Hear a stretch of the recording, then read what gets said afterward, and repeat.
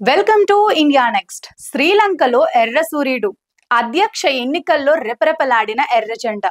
శ్రీలంక ప్రజలు స్పష్టమైన మార్పును కోరుకున్నారు. అధ్యక్ష ఎన్నికల్లో మార్క్సిస్ట్ పార్టీకి పట్టం కట్టారు. జనతా విముక్తి పెరమున నాయకుడు అనురకుమార దిస్సనాయకే ఘన విజయం సాధించారు. దిస్సనాయకేకు 52% ఓట్లు లభించగా సమీప ప్రధాన ప్రత్యర్థి సాజిద్ సుమారు 23% ఓట్లకు పరిమితమయ్యారు.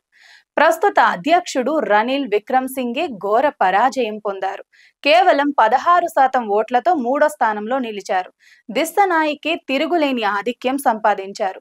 మార్క్సిస్ట్ సిద్ధాంతాలకు అనుగుణంగా పనిచేసే నేతగా గతంలో కూడా అధ్యక్ష ఎన్నికల్లో పోటీ చేసినా ఈసారి దిస్సనాయకే ప్రధాన ప్రత్యర్థిగా ముందుకు దూసుకొచ్చారు.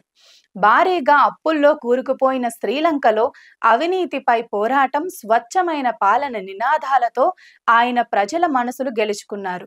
2022 నాటి అరగలయ ఉద్యమంలో భాగస్వాములైన ప్రజలు, ప్రత్యేకించి యువత జేవీపీకి మద్దతుగా నిలిచారు.